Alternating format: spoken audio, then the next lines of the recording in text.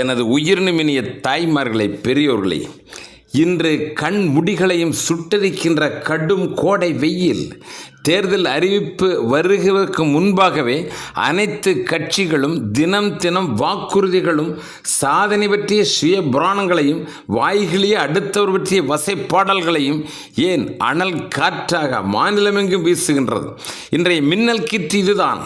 மாநிலமே சமத்துவபுரமாகட்டும், எங்கும் சமநீதி குரல் ஒலிக்கட்டும், மாநில சுயாட்சி மத்தியில் கூட்டாட்சி அடைந்தே தீர்வும், தேனிலே ஊறிய பலாச்சுளையைப் போல கேட்க கேட்க கேட்க தித்திக்கின்றது. கடந்த கால சமத்துவ புறங்களிலெல்லாம் ஜாதிய ஏற்ற தாழ்வுகளை எல்லாம் ஒழித்தாயிற்றா, சமத்துவ சமூகம் படைத்தாயிற்றா, கலப்பு மன்னம் கண்குளிர காட்சிகளாக மக்கள் மத்தியில் மனம் நிறைந்து வரவேற்கப்படுகிறதா, அந்தணரும் ஆதி திராவிடரும் ஆண்டவன் காலடியில் இணையாக நின்று பூஜைகளில் அமர்கிறார்களா என்ன? சமத்துவம் அது பெயர் பலகை, அது சாதித்தது என்ன? கொஞ்சம் பின்னோக்கி பார்வையை செலுத்துவோம். பகுத்துணர்கிற அறிவிற்கு பணிகளை கொஞ்சம் ஒப்படைப்போம். அன்பார்ந்த பெரியோர்களே, இந்நாளில் ஜாதிய பிரிவினையில் தமிழ்த்தாயின் புதவர்கள் கௌரவ கொலைகளால் குளியல் நடத்துகின்றார்கள். இன்று வரையிலும் உதாரணங்கள் பல நடந்து கொண்டே இருப்பினும் உலகளாவிய கவனத்தை கொள்ளை கொண்ட இரு நிகழ்வுகளை உங்கள் நினைவிற்கு கொண்டு வருகிறோம். திண்டுக்கல் மாவட்டம் பழனியைச் சேர்ந்த கௌசல்யா, உடுமலைப்பேட்டையை சேர்ந்த சங்கர் கல்லூரியிலே படிக்கிற பொழுதே காதலர்கள் ஆனார்கள். 2015ஆம் ஆண்டு ஜூலை 12ஆம் நாள் திருமணம் நிறைவேறியது. ஆனால் அடுத்த 6 மாதங்கள் கழித்து, அதாவது 2016 மார்ச் 13இல் உடுமலைப்பேட்டை பேருந்து நிலையம் இரத்தக்காடாயிற்று. வெட்டுப்பட்ட சங்கர் ஸ்தலத்திலேயே மரணத்தை தழுவினார். படுகாயமடைந்த கௌசல்யாவிற்கு மருத்துவர்கள் பெரும் முயற்சிக்கு பிறகு மறுவாழ்வினை தந்தார்கள். கொலை வழக்கு நீதி தேவையின் தீர்ப்புக்கு சமர்ப்பிக்கப்பட்டது. திருப்பூர் நீதிமன்றம் கௌசல்யாவினுடைய தந்தை உட்பட 6 பேருக்கு மரண தண்டனை விதித்தது. மேல்முறையீட்டில் சென்னை உயர்நீதிமன்றமோ கௌசல்யாவின் தந்தைக்கு விடுதலையும் மற்ற 5 பேருக்கு 25 ஆண்டுகள் ஆயுள் தண்டனையும் உறுதிப்படுத்தியது. குற்றவாளிகளுக்கு மரண தண்டனையே சரியான தீர்வு என்பது கௌசல்யா போன்றோரின் இல்லை பெரும்பாலானவனுடைய கருத்து. கொலையால் மாண்டவன் மீள்வதில்லை. சமநீதியின் மீது நடந்த கொலைவெறி காயத்தினுடைய வலியை இந்த மனிதகுலம் அனுபவித்துத்தான் தீர வேண்டும். இரண்டாவதாக கோகுல்ராஜ் ஆணவ கொலை வழக்கு. சேலம் ஓமலூரைச் சேர்ந்த பொறியியல் பட்டதாரி தலித் இனத்தைச் சேர்ந்த இளைஞன் கோகுல்ராஜ், தன்னோடு படித்தவர் கவுண்டர் சமூகத்தைச் சேர்ந்த சுவாதி, 2015 ஜூன் 23ஆம் நாள் திருச்செங்கோடு அர்த்தநாசீஸ்வரர் மலை கோயிலில் இருவரும் இறைவனை வணங்கிய பிறகு தத்தன் வீடு செல்ல பிரிந்து செல்கிறார்கள். ஆனால் கோகுல்ராஜ் வீடு வந்து சேரவில்லை. அவனுடைய தாய் காவல் நிலையத்திலே புகார் அளித்தார். ஜூன் 24ஆம் நாள் பள்ளிவாளையம் ரயில்வே பாதையிலே தலை துண்டிக்கப்பட்ட நிலையில் கோகுல்ராஜ் உடல் மீட்கப்பட்டது. சேலம் அரசு மருத்துவமனையில் உடல் கூர் ஆய்வு செய்யப்பட்டதில் கொலையினுடைய கொடூரம் வெளியே அம்பலமாயிற்று. கழுத்து நெரிக்கப்பட்டது. கொலை செய்துவிட்டு தலையை துண்டித்து ரயில் தண்டவாளத்திலே வீசி தற்கொலையைப் போல காட்சிப்படுத்த முயற்சித்துள்ளார்கள். கண்கள் தோண்டப்பட்டிருக்கிறது, நாக்குகளும் கூட துண்டிக்கப்பட்டிருக்கிறது. கோயிலிலே இருந்து வெளியே வந்த கோகுல்ராஜ் வலுக்கட்டாயமாக இழுத்து செல்லப்பட்டுள்ளார். யார்? தீரன் சின்னமலை பேரவையினுடைய தலைவர் யுவராஜ் என்பவர் உட்பட 10 பேர் அழைத்து சென்றிருக்கிறார்கள். அப்படி அவர்கள் அழைத்து செல்வதில் இழுத்து சென்றிருக்கிற காட்சி கோயில் சிசிடிவி கண்காணிப்பு கேமராவிலே அம்பலமாகியுள்ளது. அனைவரும் 10 பேரும் கைதானார்கள். 8 ஆண்டுகள் விசாரணை நடந்தது. நாமக்கல் SC/ST நீதிமன்றம் தீர்ப்புகளை வழங்கியது. என்றாலும் கூட மேல்முறையீட்டிற்கு பிறகு 2023 ஜூன் 2ஆம் நாள் சென்னை உயர்நீதிமன்றம் 10 பேருக்கும் ஆயுள் தண்டனை உறுதி செய்தது. வாழ்வாங்கு வாழ்வோம் என்கின்ற எதிர்கால நம்பிக்கை வெளிச்சத்தில் இணை சேர்ந்த துணையை வெட்டி கொன்ற பிறகு கொலைகாரர்களுக்கு சிறை தண்டனை, ஆயுள் முழுவதும் சிறையிலேயே இருப்பார்கள். உணவு மருத்துவம் பார்த்து காப்பாற்றுகின்ற பணியை அரசு மக்கள் நிதியிலே செய்கின்றது. கொலையுண்டு மாண்டவர் மீண்டும் வருவதுண்டோ? ஜாதிகளை மறந்து சமத்துவம் அடைவதுதான் ஒரே வழி. தமிழ் கூறும் நல்லுலகில் எங்கு ஜாதி ஏற்றத்தாழ்வுகளும் வேற்றுமைகளும் தோன்றியது, அதனுடைய வரலாற்றை கொஞ்சம் புரட்டி பார்க்கலாம் வாருங்கள். இதயம் கவர்ந்த இதிகாசம் ராமாயணம். இதனை புனைந்தவன் வால்மீகி. அவர் ஒரு வேட்டுகுல தோன்றல். புகழுகின்ற பாரதத்தை மகாபாரதமாக்கி மகிழ்ந்தவர் வியாச முனிவர். அவர் ஒரு செம்படவர் குலம் வழிவந்தவர். கோடான கோடி பேர் தினம் தினம் உச்சாடனம் செய்கின்ற உயர் மந்திரம் காயத்ரியை மந்திரம். செப்பியவன் யார் தெரியுமா? விஸ்வாமித்திர மகர்ஷி. சத்திரிய குலத்தில் திருக்குமரன். உலகெல்லாம் பரவி நிற்கின்ற தமிழ் அறநெறி நூல் திருக்குறளை ஆத்தவர் திருவள்ளுவர். கைக்கோளர் ஜாதி நெசவு தொழிலாளி. ராமாயணத்தை தமிழ் பண்பாட்டின் எல்லைக்குள் வகுத்தளித்த தமிழ் மகாக்கடவுள் கம்பர். உவச்சர்குல குடிமகன் காளிகோயில் பூசாரி. அரசியலிலே பிழைத்தோர்க்கு அறமே கூற்றாகும் என்பதை உணர்த்திய சிலப்பதிகாரத்தை ஆத்தவர் இளங்கோவடிகள். சேர அரச குடும்பம் குடக்கோச்சேரல் மரபு. அன்றைய மக்கள் அறிவில் தெளிவாக இருந்திருக்கிறார்கள். எப்பொருள் யார் யார்வாய் கேட்பினும் அவர் என்ன குலத்தவராக இருந்தாலும் என்பது போல பிறப்பின் அடையாளம் பற்றி கிஞ்சித்தும் கவலைப்படவில்லை. அவரை பற்றி கண்டுகொள்ளவும் இல்லை. அவர்கள் படைத்த சாஸ்திரம் என்ன, இலக்கியம் என்ன, அவற்றை கற்றார்கள், நன்கு உணர்ந்தார்கள். அதனால் பெற்ற பயன்களோ ஏராளம். ஆதிகாலம் துவங்கிய வேத நூல்கள் ரிக், யஜூர், சாமம், அதர்வணம் இவற்றிலே குலம் பற்றிய வேற்றுமை கீற்றுகள் இல்லவே இல்லை. சேர, சோழ, பாண்டியர், பல்லவர்களுடைய ஆட்சி கட்டிலில் இருந்த காலத்திலும் அந்தணர்களோடு பிற ஜாதியினரும் திருமண உறவு வைத்திருந்தார்கள். அதிலும் ஏற்றதாழ்வு இருந்ததில்லை. அப்படித்தான் வரலாறு பேசுகிறது. அன்றைய நாளிலே ஜாதிய இழிவு என்கின்ற கொடிய வெண்ணாகம் எங்குமே தென்படவில்லை. பாவேந்தர் சென்னாவில் நடைவளையை மொழிபெயன்ற சங்கம் முத்தமிழ் வளர்த்த முப்பெரும் சங்கங்கள் வளர்ந்த காலையிலும் ஜாதி நெருப்பு இல்லவே இல்லை. ஜாதிய பிரிவினையிலே நாக்குகளை தீக்கவே ஆழ்வார்கள், 63 நாயன்மார்கள். இப்படி வாழ்க்கை வரலாறுகளையெல்லாம் எழுதப்பட்டு மக்களுக்கு கற்றுக் கொடுக்கப்பட்டது. அதனுடைய பிரத்யேகமான தன்மை ஜாதி இல்லை என்பதுதான்.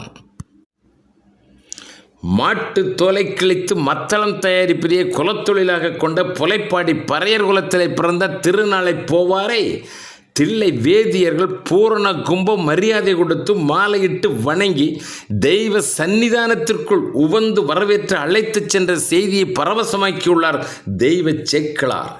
1000 ஆண்டுகளானாலும் முன்பாக ஞானகுரு ஸ்ரீ ராமானுஜர் தன் குருவினுடைய உத்தரவையும் மீறி கோயில் மேல் நின்று உலக மாந்தர்கள் அனைவரும் சமமே, இன்னல் உலகை விட்டு மீண்டு இறை பாதங்களை அடைய உபதேசம் வழங்கியதும் இம்மண்ணில் தாழ்ந்து வீழ்ந்து கிடக்கும் பிற்படுத்தப்பட்டவர்கள் கூட்டத்தை இனி திருக்குலத்தார், அதாவது இறைவனின் ஜாதி என அழைக்கவும் வழிகாட்டினார் என்கின்ற வரலாறு புகழ்பாடுகின்றது.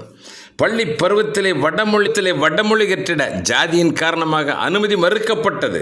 காலம் கடந்து இளமை பருவம் சமூக அறிவியலை தேடிய பொழுது வேதங்களை தானே முற்றாக கற்றார், உணர்ந்தார். ஜாதிய பிரிவினை எங்கும் காணும். இடையிலே சிலர் பிழைப்புக்காக புனையப்பட்ட வைதிக சடங்குகளில் நிறைந்து நிற்கின்ற புற வேற்றுமைகளை அவர் வெறுத்தார்.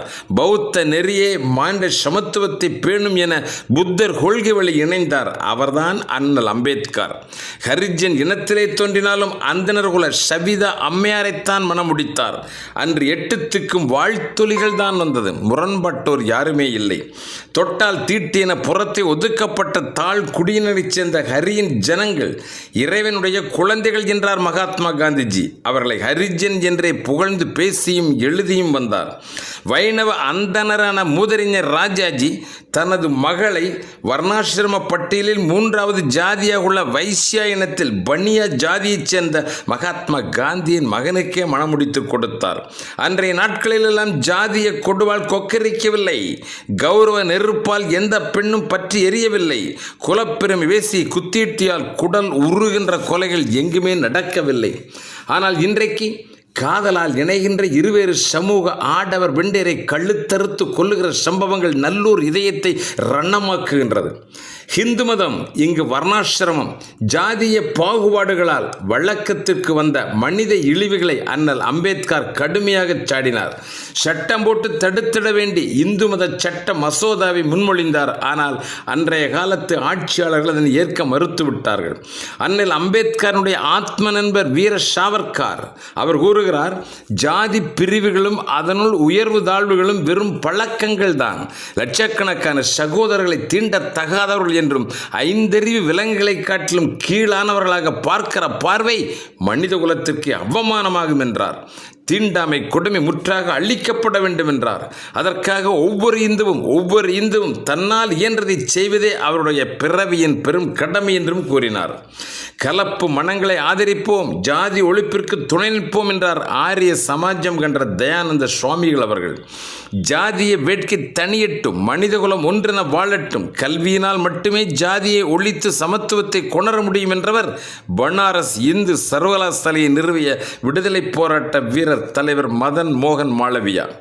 ஜாதி செருக்கு ஒழியவும் பல்வேறு ஜாதி மத இன மக்களுக்கிடையில் சமாதான சகவாழ்வு முகிழவும் சமரச நெறி தழைக்கவும் பெண்களுக்கு அவசியம் கல்வி தேவை என்பதை எடுத்து கூறியவர் மகாராஷ்டிராவிலே 18 பள்ளிகளை நிறுவிய மகாத்மா ஜோதிபா பூலே. மதுரையிலே அனைத்து ஜாதியினரும் ஆலய பிரவேசம் செய்திட பேரியக்கம் கொண்டவர் வைத்தியநாத ஐயர். தில்லையிலே நந்தனார் குருகுலம் அமைத்து தாழ்ந்து கிடக்கிற கீழ்ஜாதி பெண்களையும் அழைத்து கல்வி கற்பிப்பதிலே சுவாமி சகிஜானந்தர் முன்னணியிலே நின்றார். பட்டியலின மக்களோடு தமிழகத்திலே மதுரை மீனாட்சியம்மன் ஆலயத்திற்குள் பிரவேசம் செய்து அனைத்து கோயில்களிலும் அனைவரும் சம உரிமை உண்டு. கோயில் மைதான மக்கள் கூடுகிற பொது இடம், இங்கு பாகுபாடு கிடையாது, யாரையும் தடுக்க யாருக்கும் உரிமை கிடையாது என வர்ணாசிரம தர்ம தீண்டாமை எதிர்த்து போர் முழக்கமிட்ட வைத்தியநாத ஐயரும் பொது உடைமை போராளி ஜீவானந்தமும் இந்த மண்ணில் நிலைத்து நிற்கின்றார்கள். இப்படிப்பட்ட பல நூறு சமூக சிந்தனையாளர்கள் ஆற்றிய அரும் சேவைகளை எல்லாம் மறந்துவிட்டு இன்று ஜாதிக்கு ஆராதனை செய்து ஜாதிய தலைவர்களுக்கு வீர திலகமிட்டு தேர்தல் களத்திலே வெற்றி வாகை சூட வாழ்த்து கூறி அனுப்புகின்ற நிகழ்வுகள் நாகரிக சமூகத்தின் அவமான செயலாகும். சபரிமலைக்கு மாலை ஓடுகின்றவர்கள் பிற அடியார்களை சுவாமி என்று அன்பொழுக அழைப்பதும் அவர்களுடைய காலிலே விழுந்து வணங்குவதும் எங்கும் நிகழ்கிறது. ஆனால் 18 வயதான பருவ மங்கை ஒருவள் காளை ஒருவனை கரம் பிடித்து காதல் மனம் செய்கிற பொழுது ஜாதியை வலுவாக்கி கொலையும் செய்வதை பார்த்தால் மனம் வெதும்புகின்றதல்லவா? பிறப்புக்கும் எல்லா உயிர்க்கும் என்றவர்கள் மேல் இருந்தும் மேல் அல்லார், மேல் அல்லர் கீழ் இருந்தும் கீழ் அல்லர் கீழ் அல்லார் என்கிறார் தெய்வ புலவர் திருவள்ளுவர். வேதியராயினும் ஒன்றே அன்றி வேறு குலத்தவராயினும் ஒன்றே என்றவன் கனகலிங்கம் என்னும் தாழ்த்தப்பட்டவரை அழைத்து பூணூல் விபூதி சகிதம் அணிவித்து இன்று முதல் நீர் ஐயராயினீர் என்று இரும்புதடைந்தவர்தான் மகாகவி பாரதியார். 1000 ஆண்டுகளாக வேற்றுமை பாராது வாழ்ந்த நம்முடைய இந்திய நாகரிகம் ஆங்கிலேயர் வருகையால் அவருடைய நாடு கைப்பற்றுகின்ற சதி செயல்கள் காரணமாக